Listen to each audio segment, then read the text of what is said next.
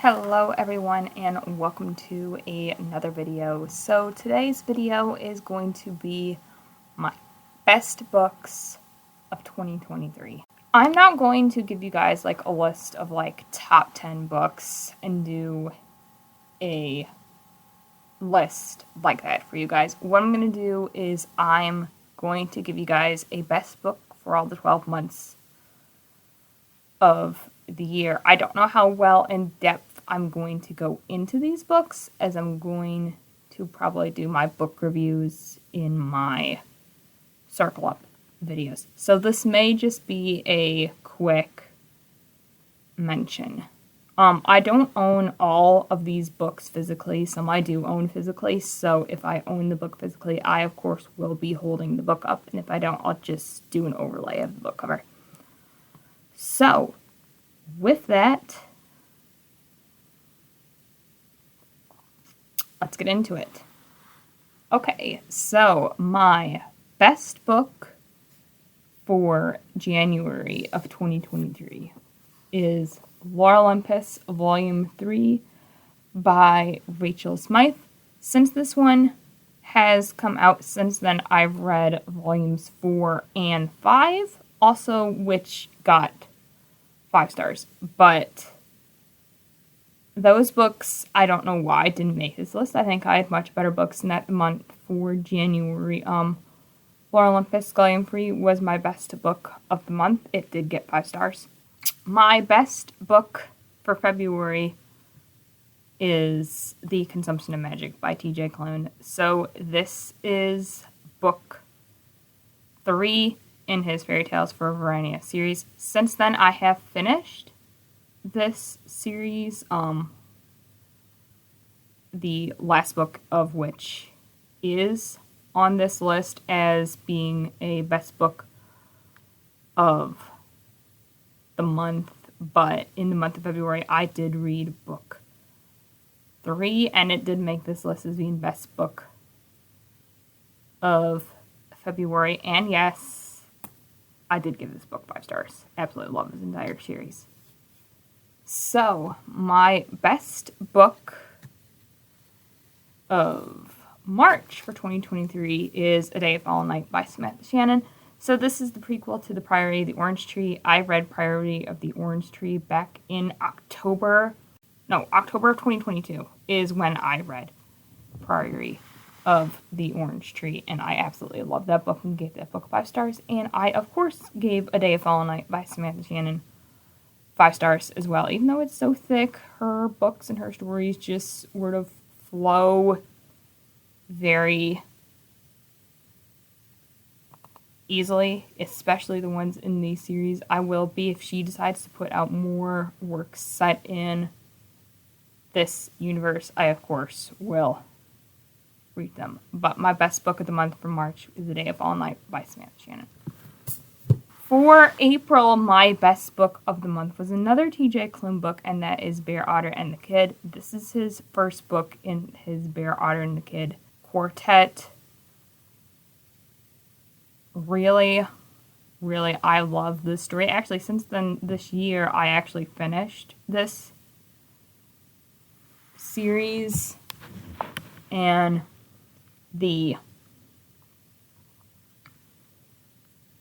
one of the other books in this series is also on this list. But my best book of the month was this one, and yes, it did get 5 stars. My best book of the month for May shouldn't really be counted as a book at all, but honestly, it counts as Goodreads as a book, and who am I to judge Goodreads, and that is Heartstopper, Your Book by Alice Oseman. I love Heartstopper so much. Of course, even though this isn't really like an actual like Heartstopper like book at all. It's essentially telling how Alice Oseman came up with the idea for Heartstopper and the first early drawings of Heartstopper. And yeah, absolutely gobbled this up and of course gave it 5 stars. My best book for the month of June is Radio Silence, also by Alice Oseman. I originally read this book for the first time back in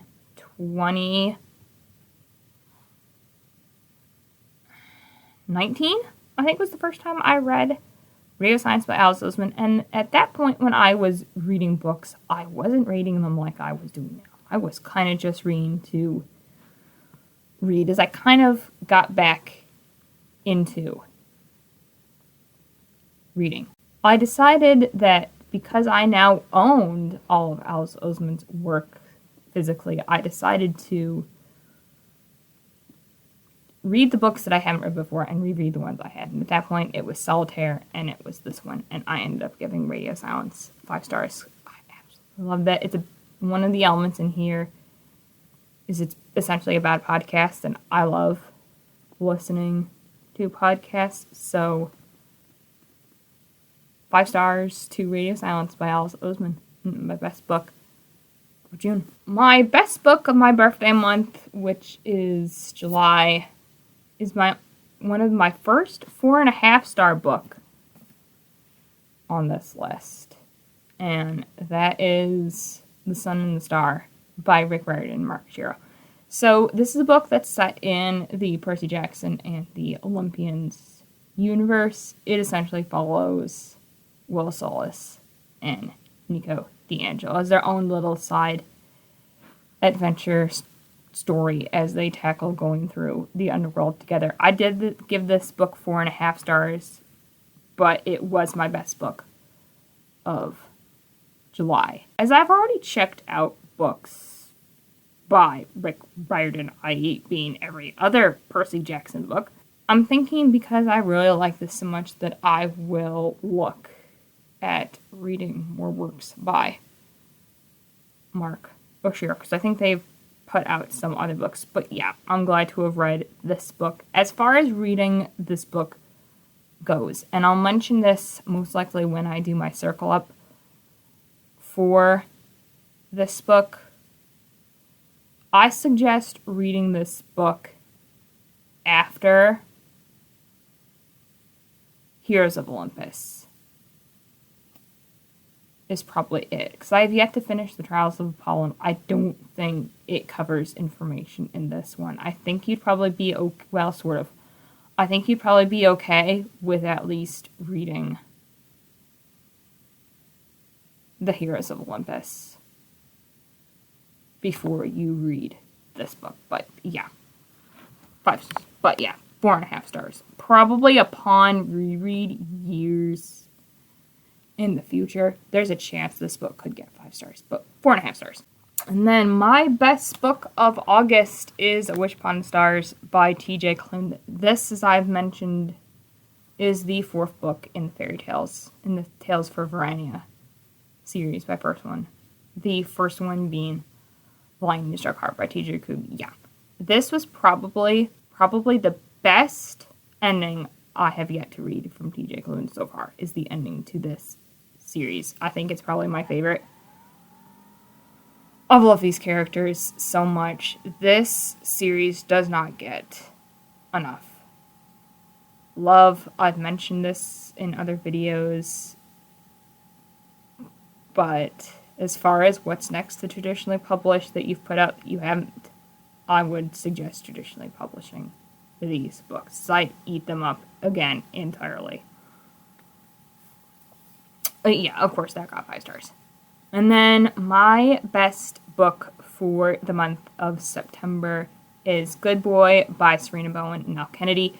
So back in 2021, I read Him, Us, and Epic by Serena Bowen and Al Kennedy, which is essentially the relationship between Wesley and Jamie and their hockey male romance. And in this book follows my favorite side character from that series, which is Blake Riley and his relationship. And I really enjoyed this book, probably upon reread, especially if I was listening to it with the audiobook, could easily get 5 stars. I ate up this book. Very quick read, which a lot of romances are. and I really enjoyed my time reading this book. As in Him, Us, and Epic, Big Riley is my absolute favorite side character. I love him so much. I'm very glad to have read those books, and I will probably do a reread of those books. Maybe in 2024, we will see. The plan is to reread them eventually. But yeah, I'm glad I gave this book 4.5 stars, and probably upon reread, it would probably get 5. Especially if I had the audio, it probably would. My best book for the month of October is The Art of Breathing by T.J. Klune. So this, as I mentioned earlier, this book is the third book in the Bear, Otter, and the Kid series. It's different from book 1 and 2 as it follows the kid. And it's essentially his story. And I really enjoyed that and thought that was very interesting, to where we got a book within the same series that's from the POV of another character. And I've never really seen that done before, unless it was like in the same book to where it was another POV character. I've never seen it before where another book in the series is told by the POV of a different character. And that I thought was very, very interesting. And I hope he does it again, because that was really, really cool to see. I mean, I could have easily continued with the other characters in the first 2 books, but they have a side book within the series. It kind of helps tie everything together that you learn about in book 4. It kind of helps tie everything together. So I'm very glad this book exists. I'm very glad I gave it 5 stars. My best book for the month of November is Fairy Tales for Verania by T.J. Klune. So this is technically book 4.5 in the Tales for Verania series. Is technically book 4.5. It's a short story collection. When I read this book this year, I did absolutely cry. It's the reason why it's the best book of November. Hands down. T.J. Klune's probably going to put out more books in this series with book number 5, which is The Damning Stone, which I also read this year. He's definitely going to put out more books set in this same world / this story, which, of course, I will eat up and absolutely love. And then my best book for the month of December is, of course, to no one's surprise, Heartstopper Volume 5 by Alice Oseman. So this is the most recent installment in Alice Oseman's Heartstopper series. Yeah, you know I gave this book 5 stars. I pretty much read this book in one sitting, which, if you must know, books 1 and 2 by Alice Heartstopper I also read in one sitting. I don't think I read book 3 or book 4 in one sitting, but to read book 5 in one sitting as well, oh, chef's kiss. This is not the final volume yet. There is one more volume expected to come out. I am very much not looking forward to that book, because I will most likely cry. But yes, absolutely, this was my best book of December. Hands down. And I cannot wait to read Heartstopper Volume 6 when that comes out. That is going to be it for this video. That is all of my best books. Those were my best books of 2023. Thank you guys so much for watching this video. If you liked this video, please give this video a like and subscribe for more bookish content from me. Down below in the description box, you'll find links to all my bookish social media accounts. Thank you guys so much for watching this video. We are the one within the all, and I'll see you guys with whatever comes next.